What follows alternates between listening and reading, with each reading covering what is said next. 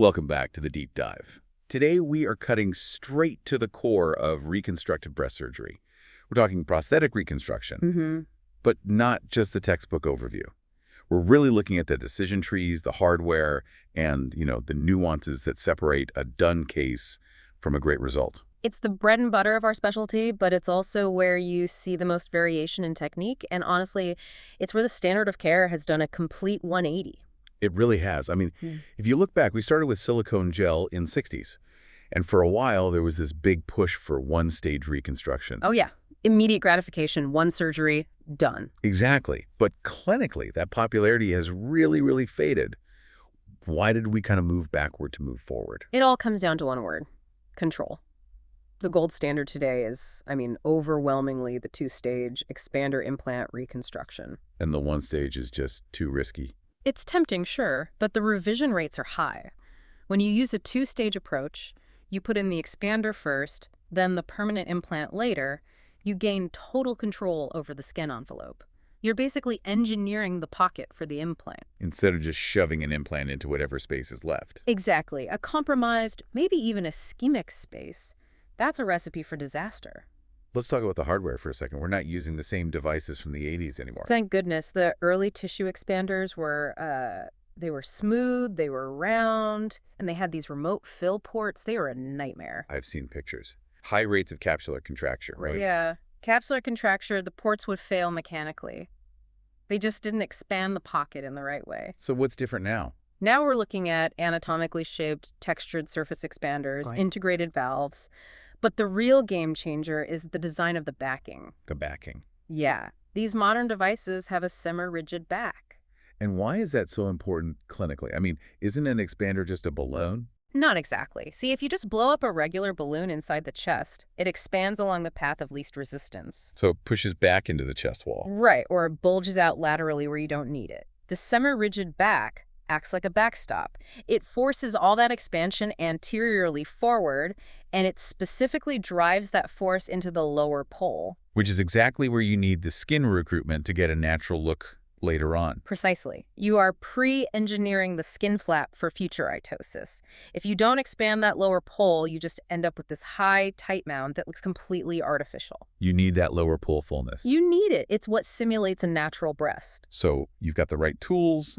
Now you need the right patient. Who's your slam-dunk candidate for this? The ideal scenario is a thin patient who needs bilateral reconstruction. Or, if it's unilateral, a thin patient with a breast that isn't ptotic. Because symmetry is easy when gravity isn't a factor yet. Exactly. Symmetry in those cases is relatively straightforward. The headaches, they really start with two main factors: obesity and ptosis. Okay, let's unpack the obesity challenge first.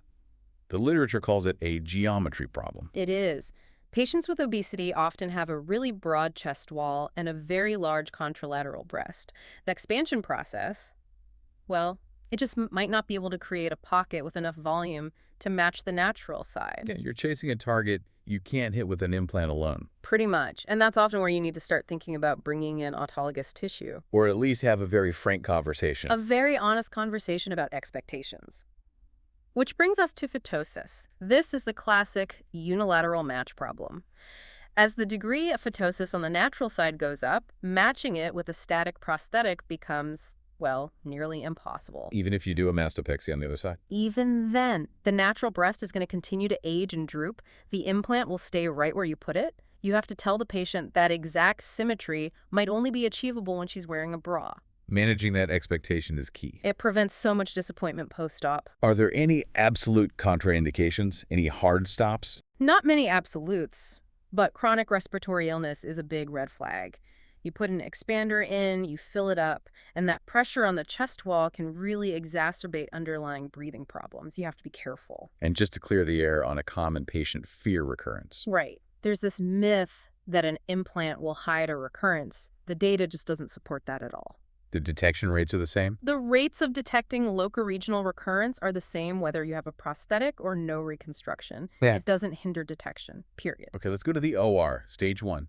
Walk me through the pocket dissection. Standard technique here is submuscular. You're elevating the lateral border of the pec major.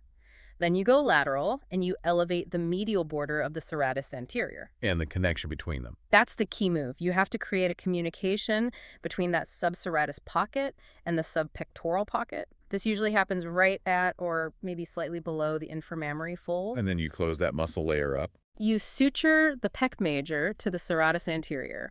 That creates complete submuscular coverage and, completely separates the expander from the mastectomy space. Okay, so we have to talk about the ADM debate.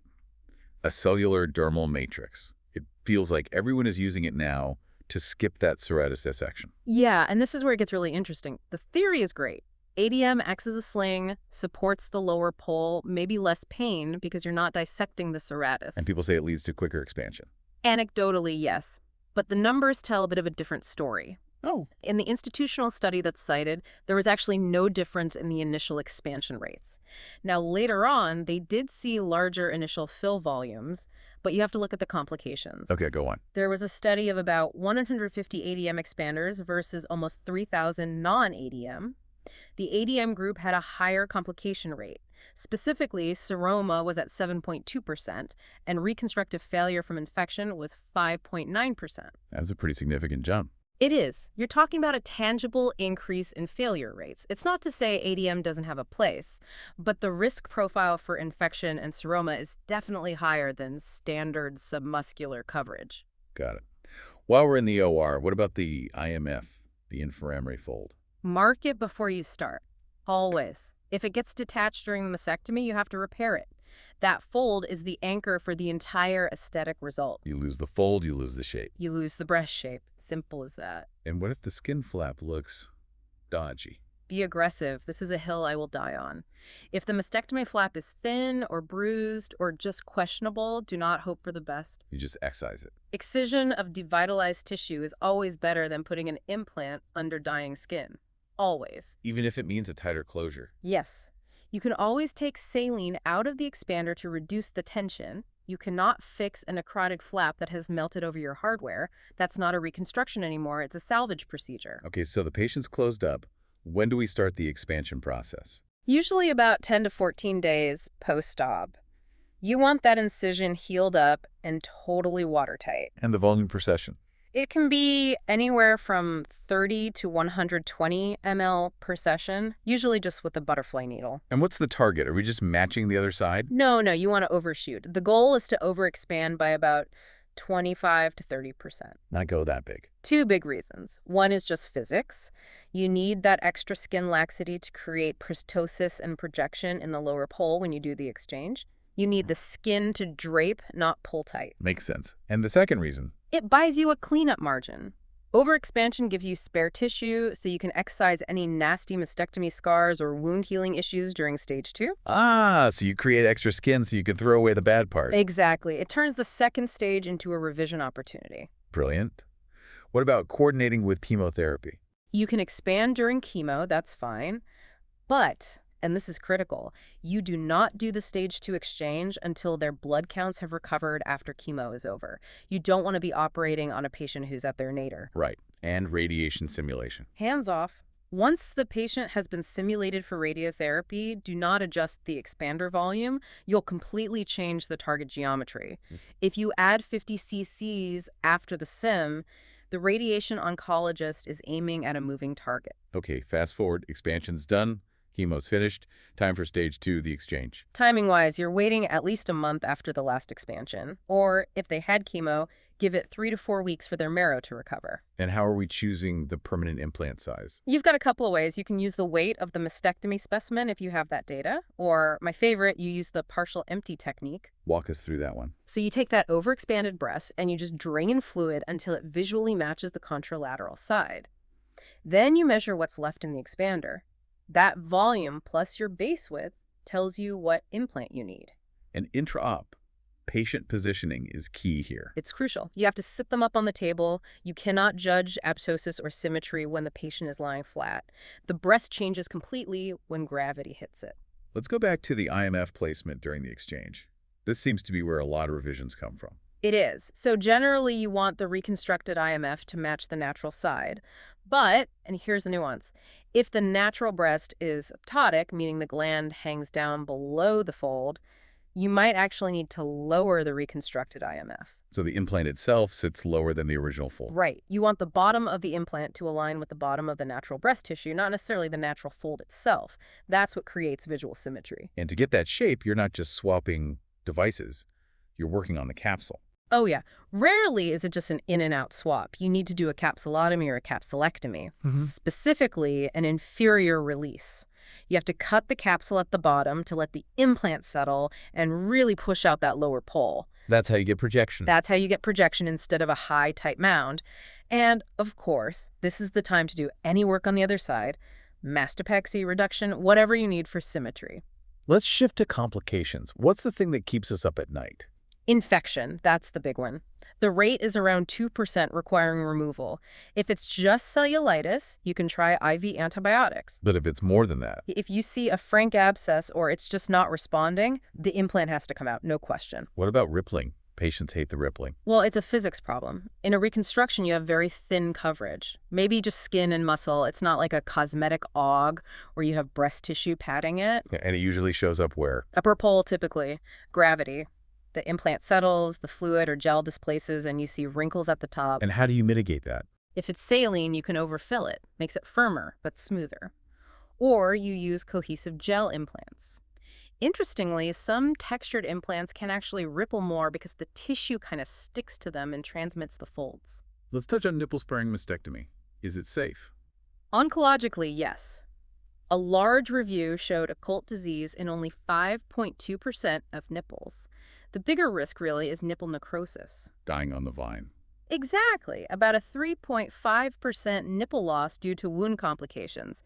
The incision choice is really important there. Finally, we have to talk about radiation. The enemy, as you call it. It just changes everything. Radiation fibrosis is the enemy of a soft breast. It just freezes the tissue and turns it into leather over time. So if a patient has had pre-op radiation, can we even do an expander? You can try, but the complication rate hits 60%. It's so high risk, the tissue just doesn't stretch. It fights you the whole way. What's the bailout? Latissimus dorsi flap. You have to bring in healthy, non-radiated vascularized tissue to cover the expander. It just resets the whole playing field with fresh blood supply. And post-op radiation? Yeah. They get the expander, then find out they need rads. The protocol there is finish chemo, swap the expander for the permanent implant, let it all heal, and then radiate the permanent implant. And the result? The contracture rate jumps significantly. We're talking 68% in irradiated versus 40% non-irradiated. The breast will be firmer. But here's the surprising part. Patient satisfaction often stays high, around 70%. Really? Yeah. Even if the breast is firm, they have a breast mound, and for them, treatment is over. So pulling all this together, it really seems the two-stage approach is less about the surgery itself and more about the strategy. It's about buying yourself options. You need healthy skin, precise submuscular dissection, and you have to overexpand to get that ptosis. If you rush it with a single stage, you lose all that control. And managing the patient's journey. Always. Prepare them for the long haul. This isn't one surgery, it's a process. There might be revisions, maybe fat grafting later for contour. You have to set those realistic limits of symmetry early. If you set those expectations, you have a partner in the process. Not just a patient. Absolutely. That feels like the perfect place to wrap up this deep dive. It's a complex process, but sticking to these principles, it seems, turns a good surgeon into a great reconstructive artist. That's the goal. Thanks for having me. Thanks for listening. We'll catch you on the next deep dive.